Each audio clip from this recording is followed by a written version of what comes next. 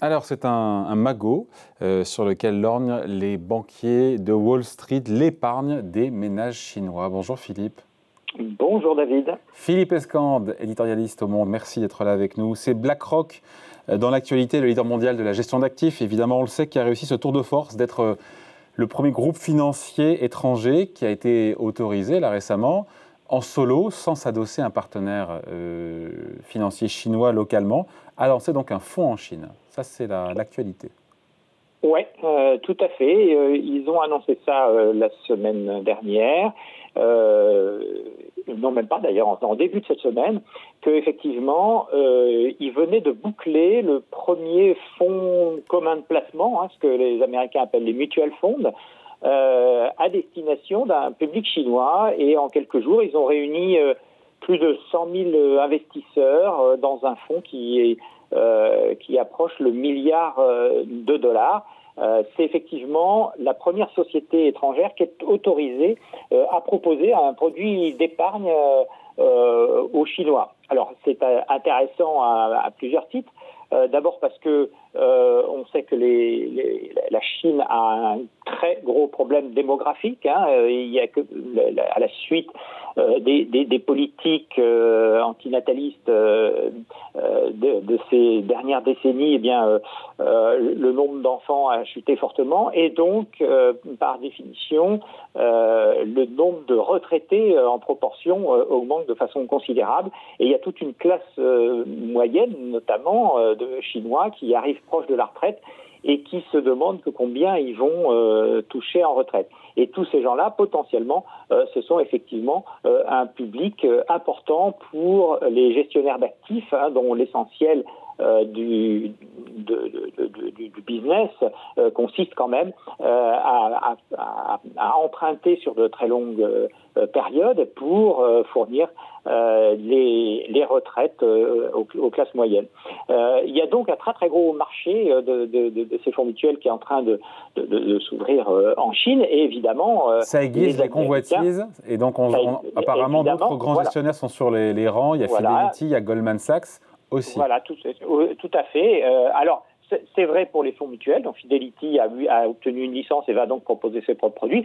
Et puis, c'est vrai aussi, globalement, de tout l'écosystème financier américain qui lorgne aussi sur toutes les capacités, alors pas seulement l'épargne, mais aussi toutes les capacités et toutes les affaires qu'on peut faire en matière de finance. Alors, le problème, c'est évidemment que les relations entre les États-Unis et la Chine ne sont plus tout à fait ce qu'elles étaient. Ouais, voilà. Et puis au-delà de ça, il y a cette reprise en main de l'économie, on l'a largement évoqué ici, j'imagine aussi dans le monde, reprise en main de l'économie par Pékin, par Xi Jinping, tour de vis contre la tech chinoise, on l'a vu, qui pourtant pourrait un petit peu effrayer les investisseurs, les financiers étrangers, quand on voit le décrochage des cours, d'Alibaba, on a Tencent, Didi, enfin l'équivalent du Uber chinois, ça devrait un petit peu piquer, non ? Oui, tout à fait. C'est exactement ce que je voulais dire. C'est-à-dire que il y a d'abord eu la guerre commerciale initiée par Donald Trump, et puis récemment, comme en retour, il y a des initiatives de Xi Jinping qui sont intervenues. Alors, elles directement sur les entreprises chinoises, et ça sonne comme une reprise en main. Alors ça a commencé il y a tout juste un an avec l'interdiction de la mise en bourse de Ant Financial, la filiale d'assurance d'Alibaba. C'était une énorme introduction en bourse, 30 milliards de dollars, donc quelque chose qui ne s'était jamais vu, et ça a été stoppé quelques jours avant. Et puis ensuite, comme vous l'avez dit, cette compagnie d'assurance qui était trop puissante et trop concurrente des banques chinoises a été mise au pas. Et puis ensuite, il y a le Uber chinois, Didi, qui lui a réussi à s'introduire à la bourse de New York, mais comme par hasard, 3 jours après,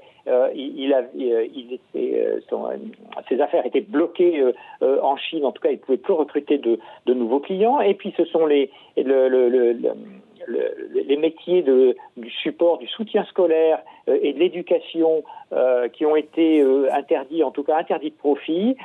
Plus récemment encore, les jeux vidéo, où on sait que les Chinois sont leaders mondiaux, notamment avec Tencent, et là, effectivement, également, il y a eu, non pas interdiction, mais enfin si quand même, puisque le gouvernement chinois a interdit aux enfants de jouer aux jeux vidéo pendant la semaine. C'était quand même pas plus de 3 heures par semaine. Le vendredi, samedi et le dimanche. Voilà, exactement.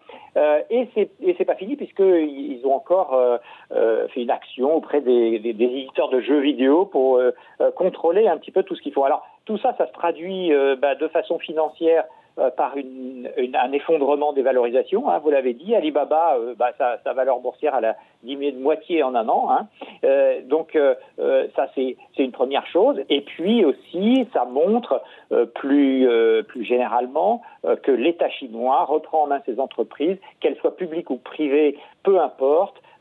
C'est lui qui commande en Chine et qui dicte en fonction de ses propres son propre agenda, de la vision qu'il a aussi de la société, le comportement de ces entreprises, et surtout ils ne veulent pas d'entreprises trop puissantes qui puissent devenir à terme plus ou moins concurrentes de l'État. Donc ça fait un contexte politique explosif, et à ce moment-là, paradoxalement, effectivement, les financiers américains... Mais ils s'en fichent, pardon, Philippe Escorte, ils s'en fichent, les financiers américains, les gestionnaires d'actifs, quand on voit ces attaques en règle contre les grands géants de la tech chinois, ça les effraie pas? Non, ils s'en fichent pas. D'ailleurs, il y en a un qui est monté au créneau la semaine dernière, c'est George Soros, c'est quand même un patron de hedge fund, l'un des plus célèbres au monde, et puis qui a son mot à dire aussi en politique, et qui a fait une tribune dans le Wall Street Journal pour dire la décision de BlackRock de